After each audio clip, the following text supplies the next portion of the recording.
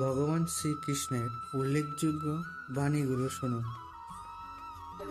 ওম পার্থায় প্রতিবোধিতাং ভগবতা নারায়ণেন স্বয়ং ব্যাসেন গ্রথিতাং পুরাণ মুনিনা মধ্যে মহাভারতম অদ্বৈতামৃতবর্ষিণীং ভগবতীম অষ্টাদশাধ্যায়িনীম অম্ব ত্বামনু সন্দধামি ভগবদ্গীতে ভবদেশিনী।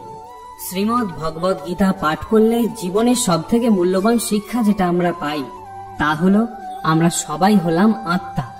আর এই জীবন হলো এমন এক পরীক্ষা যেখানে আমাদের ভিতরের সব থেকে ভালো স্বরূপটাকে আমরা বাইরে প্রকাশ করতে পারি। আর শ্রীমদ্ ভগবদ গীতা হলো সেই পুস্তক যা আমাদের এই পরীক্ষায় উত্তীর্ণ হতে সাহায্য করে। শ্রীমদ্ ভগবদ গীতায় মোট 18টি অধ্যায় আছে। স্বয়ং পরমাত্মার মুখনিসৃত 18টি অধ্যায়ের বাণী তিনি অর্জুনকে লক্ষ্য করে সমগ্র মানব জাতির উদ্দেশ্যে দিয়েছিলেন। এই বাণীগুলি আমরা সংস্কৃত ভাষায় শ্লোকের আকারে ভগবদ গীতা গ্রন্থে পেয়ে থাকি। এই সংস্কৃত ভাষা ধীরে ধীরে মানুষের জীবন থেকে দূরে সরে যেতে থাকে, আর তার ফলস্বরূপ ভগবদ গীতার অমৃত জ্ঞানও মানুষের কাছে দুর্বোধ্য হয়ে উঠতে থাকে। কিন্তু সময়ের সাথে সাথে এই ভগবদ গীতাকে সহজ করে নেওয়ার চেষ্টা করা হয়। আর আজকের এই ভিডিওতে আমি শ্রীমদ্ ভগবদ গীতার 18টি অধ্যায়ের সার তত্ত্বকথা আপনাদের সাথে আলোচনা করব। প্রায় 5000 বছর পূর্বে পরমাত্মা ভগবান শ্রীকৃষ্ণ এই গীতা জ্ঞান সব থেকে বড় ধর্মযুদ্ধের প্রাক্কালে অর্জুনকে দিয়েছিলেন কুরুক্ষেত্রের প্রান্তরে।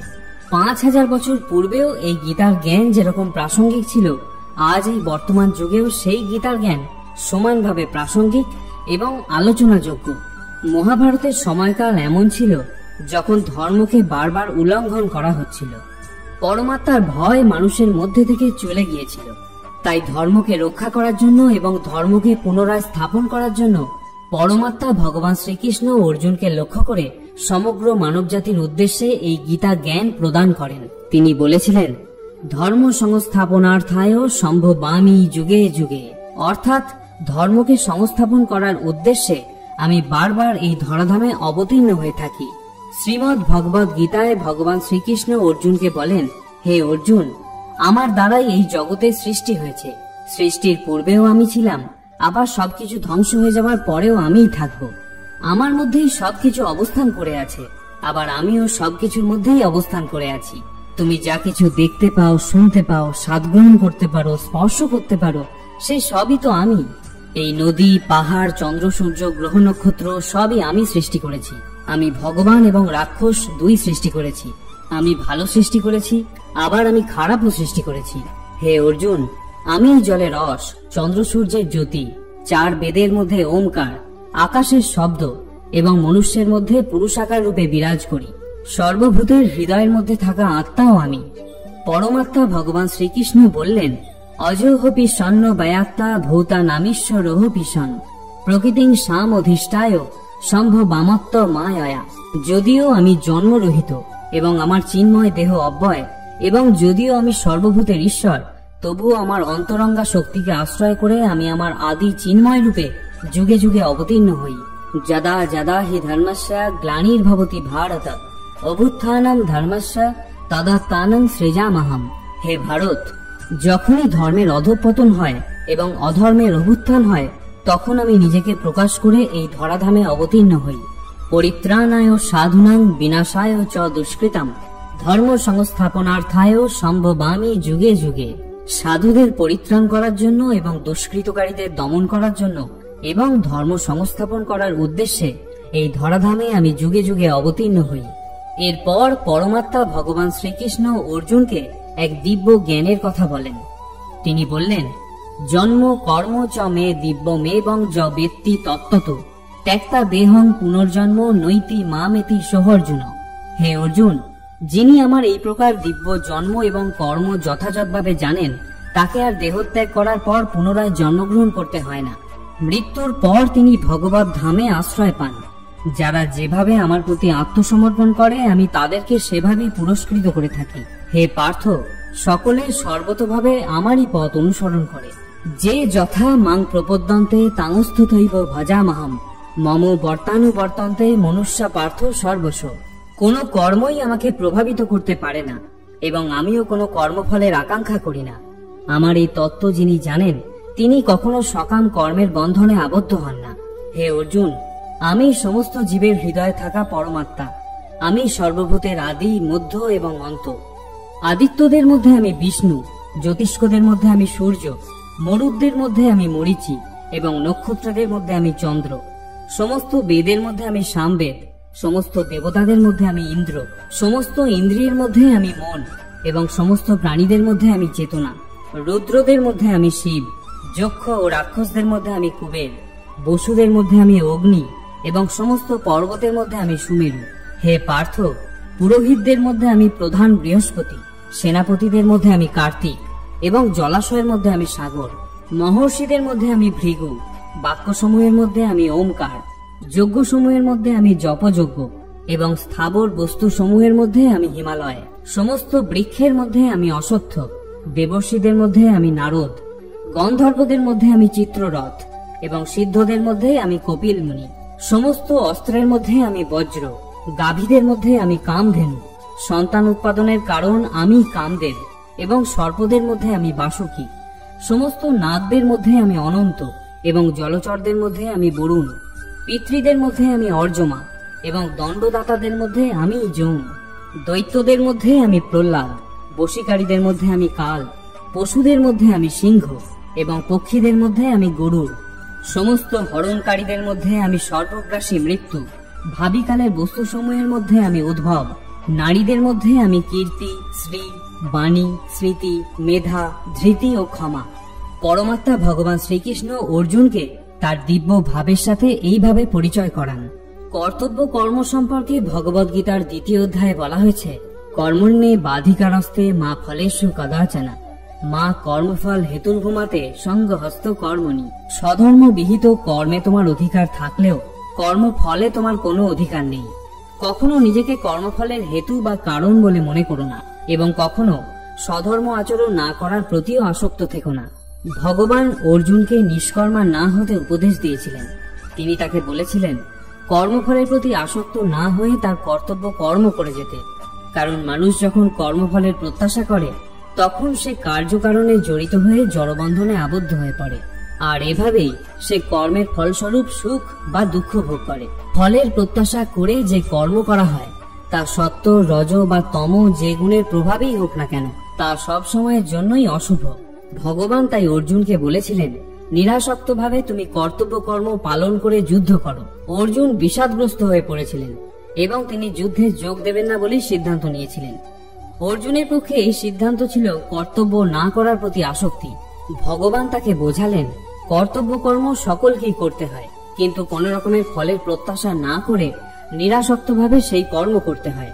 শ্রীমদ্ ভগবদ গীতার 10ম অধ্যায়ে ভগবান শ্রীকৃষ্ণ বললেন, মচ্চিত্তা মদগত প্রাণা বোধয়ন্ত পরস্পর কথয়ন্তশ্চ মাং নিত্যং তুষ্যন্তি চ রমন্তি চ।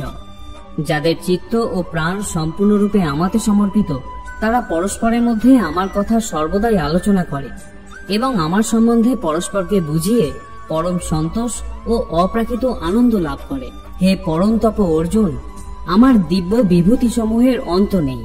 আমি এই সমস্ত বিভূতির বিস্তার তোমাকে সংক্ষেপে বললাম।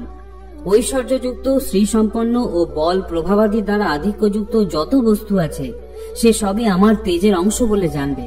আমি ব্রহ্মা হয়ে সবকিছু সৃষ্টি করি, আবার রুদ্র হয়ে সবকিছু বিনাশ করি।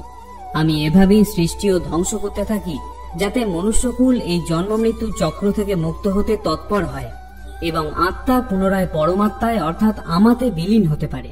সত্য, তম এবং রজগুণও আমার থেকেই সৃষ্টি হয়েছে, কিন্তু আমি নিজে এই 3টি গুণের প্রভাব থেকে মুক্ত, অর্থাৎ আমি এই 3টি গুণের অতীত।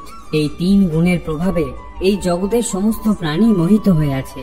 তাই এই ত্রিগুণের অতীত অবিনাশী আমাকে কেউ জানতে পারে না, কারণ আমার এই অতি অদ্ভুত ত্রিগুণাত্মিকা মায়াকে জানতে পারা অতীব দুষ্কর।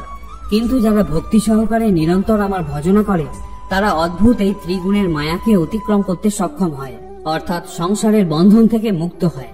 আমি জন্মরহিত অবিনাশী স্বরূপ এবং সর্বভূতের ঈশ্বর হওয়া সত্ত্বেও নিজ প্রকৃতিকে অধীন করে স্বীয় যোগমায়া দ্বারা নিজেকে সাকার রূপে সৃষ্টি করি এবং জগতের উদ্ধারের জন্য জনসমক্ষে প্রকট হই। ভগবদ গীতা আমাদের এই শিক্ষাও দেয় যে আত্মা হল অবিনশ্বর। গীতার 2য় অধ্যায়ে বলা হয়েছে, নৈনং ছিন্দন্তি শস্ত্রাণি নৈনং দহতি পাবক ন চৈনং ক্লেদয়ং তপ ন শোষয়তি মারুত। আত্মাকে অস্ত্র দ্বারা কাটা যায় না, আগুনে পোড়ানো যায় না, জলে ভেজানো যায় না, আবার বায়ু দ্বারা শুষ্কও করা যায় না। মানুষ যেমন পুরাতন বস্ত্র পরিত্যাগ করে নতুন বস্ত্র পরিধান করে, আত্মাও সেরকম পুরাতন জীর্ণ শরীর ছেড়ে দিয়ে নতুন শরীর ধারণ করে।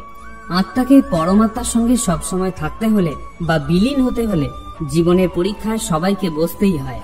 আর যতক্ষণ না পর্যন্ত এই পরীক্ষায় কেউ উত্তীর্ণ হয় ততক্ষণ পর্যন্ত আত্মার মুক্তি নেই। ততক্ষণ আত্মাকে শুধুমাত্র শরীর পরিবর্তন করে যেতে হবে।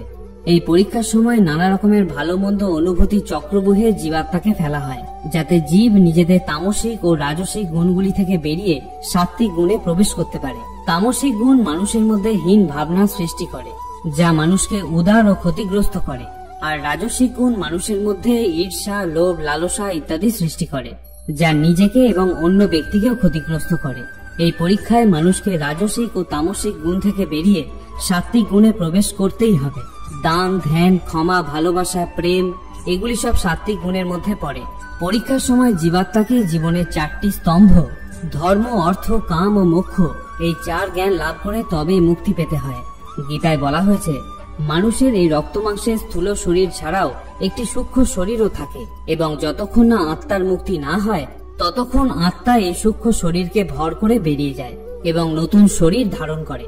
কিন্তু যখন আত্মার মুক্তি হয় তখন আত্মা এই সূক্ষ্ম শরীরকে ছেড়ে পরমাত্মায় বিলীন হয়ে যায় আর জন্ম মৃত্যুর বন্ধন থেকে চিরতরে মুক্তি লাভ করে। ধর্ম, মোক্ষ, কাম ও অর্থ এই 4 হলো সেই জ্ঞান যা জেনে জীব পরমাত্মাকে জানতে পারে। প্রথম দ্বার হলো ধর্ম, যার প্রতীক হলো সিংহ। ধর্ম সেটাই যেটা গীতায় লেখা হয়েছে, বেদে লেখা হয়েছে, অন্যান্য ধর্মের মূল ধর্মগ্রন্থে লেখা রয়েছে। ধর্ম সেটাই যাকে ধারণ করা হয়, যেটাকে আমাদের মন মানে, যেমন মিথ্যা কথা না বলা, চুরি না করা, অপরের ক্ষতি না করা, অপরের উপকার করা, অর্থাৎ যা মঙ্গলকর তাই হলো ধর্ম। আর সকল জীবকে তার জীবিতকালে এই ধর্মকে পালন করতেই হবে আর তাকে রক্ষাও করতে হবে। দ্বিতীয় দ্বার হলো অর্থের, যার প্রতীক হলো ঘোড়া। প্রত্যেকটা জীব তার পৃথিবীতে আসার কারণ জানবে, এই জীবনে ভোগ্যবস্তু ও সম্পর্কে প্রকৃত সুখ ও আনন্দ নেবে, ভালো পুত্র বা কন্যা হয়ে, ভালো ভাই বা বোন হয়ে, ভালো পতি বা ভালো পত্নী হয়ে সকল সম্পর্ককে সুন্দরভাবে নির্বাহ করবে এবং পরীক্ষায় উত্তীর্ণ হবে। তৃতীয় দ্বার হলো কামের।